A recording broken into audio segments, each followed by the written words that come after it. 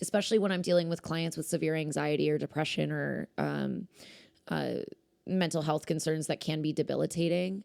The most important thing for us to Yeah. focus on and ground into is that one step at a time. And while the why is super important, sometimes the why is, I know I have more in me. I just don't know how to utilize it. And I'm ready to do that. And that's more than enough, because the why is not concrete, it's evolving. Uh, The why expands, it transforms, it goes through metamorphosis, just like the individual does.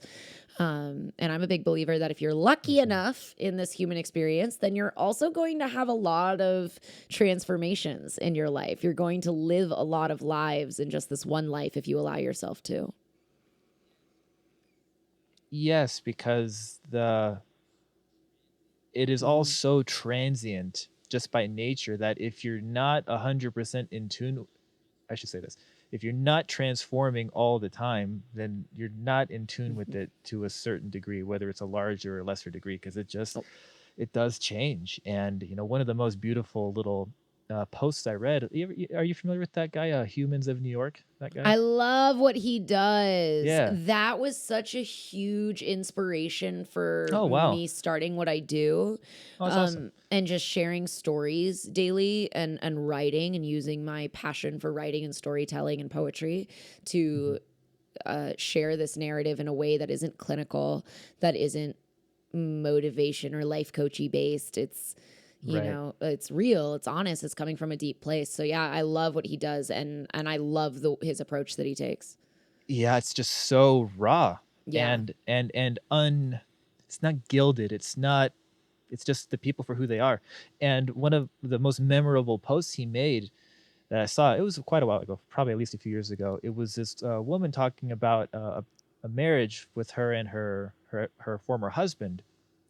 And she was like, we fell in love and we got married and we had kids and we raised several kids and they grew up to be successful. They graduated college, had their careers, and then we divorced and everything ended, and not everything ended, but like, and then the marriage ended, and that's okay. Like, and the energy of what she was saying was like, it doesn't have to be this debilitatingly crippling aspect of your life. It just means that something transformed.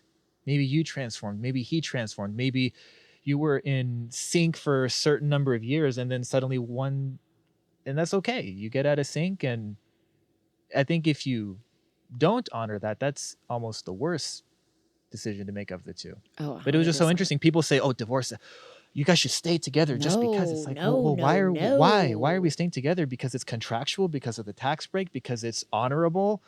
Where is the how do you reconcile honor and soul transformation? They don't always. Well, and the most honoring thing you Society can do is honor your own personal journey. You're not here to hitch yourself to another person and hope that it works. Like if and that hope. person, yeah, like Yeah, if or just cuz the church said so. Like what? yeah, yeah, What? yeah, yeah, What? yeah, yeah. I'm a product of divorce. My partner Right. is also a product of divorce. And Right. we're big believers in not taking a traditional approach to marriage and to partnership. And Yes. when I talk about relationships, especially in this context, I always love to illuminate this option. If anybody's in a relationship or going through a hard time or trying to evolve through this process with their partner, to Mhm. embrace the idea that there is no such thing as the one. Doesn't exist. Uh-huh. It Uh-huh. doesn't exist. Like Uh-huh. there is Uh-huh. someone that you choose to share this growth based journey with, and Yes. ideally they will complement you in the areas where your strengths and weaknesses are. They are likely the inverse of that, ideally the inverse of that, so that you Sure. two balance one Uh-huh. another. But making that deliberate choice to say, I choose you, I choose to grow with you, I choose to um, go through all of it with you. And if at some point that choice becomes something different, that's okay too. Yes. That's And okay. you can Yeah. have love for that person, and it doesn't necessarily mean that they will receive it with love. That's also Uh-huh. unfortunately true. Yeah. But as long as you are maintaining your space, filling up your cup, making sure Mhm. that you are overflowing, that your boxes are checked. It is not your partner's responsibility to check those boxes for you. It's And I not. would say that, when I'm guiding a client through a divorce or through a separation, because it does happen. Wow, yeah. Wow. Oh yeah, it happens pretty regularly. It's Mhm.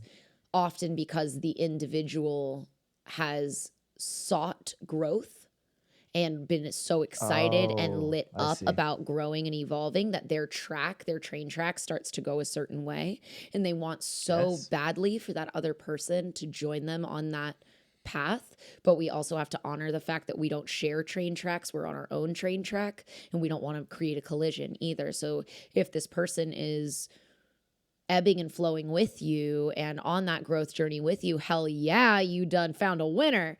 If they Yeah, are going to yeah. drag you back or make you feel bad for developing yourself or for growing, then that's something to consider and look at.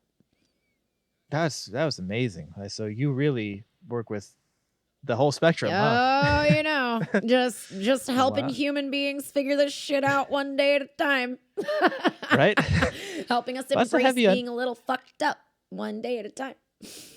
That's true though, because everybody has something. Hmm. Everybody has something to a larger or lesser extent. And where is it going with the divorce thing?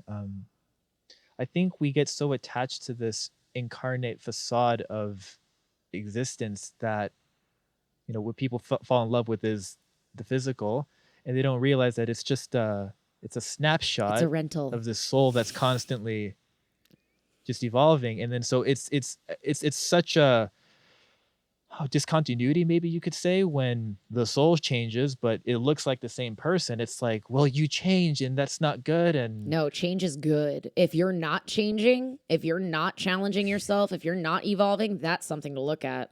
If you're remaining the same, that's something to look at. Change is a yeah, damn good thing. And if your partner can't deal with that change, they're not for you.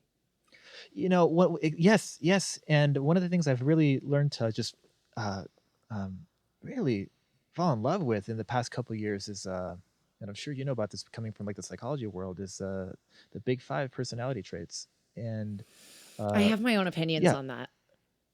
Sure, right. I Yeah. know everybody like Myers-Briggs, some people love and don't love it, but and whenever I look at that kind of stuff, it's never, this defines my No. life. I am Yeah. this and this is label. I'm like, okay, this is cool. It explains certain things. I appreciate it for what it is. Yeah. I'm not gonna follow it so black and white, but some people just might, because I've noticed it just with clients and just people I've worked with, is some people are like cops, detectives, lawyers. They're so high in that conscientious trait Hmm. of doing the right thing. Hmm. Well, what is the right thing? It's Is it because the relative. law said it? Is it because the church said it? So, and you see these people who just will not get divorced after 30 years, and they're just beyond miserable. I have this friend who who they were years ago, they were like, yeah, if I and she told me, I don't care what happens between us, I'm just not a divorced person, and from here until death. And it's like, whoa.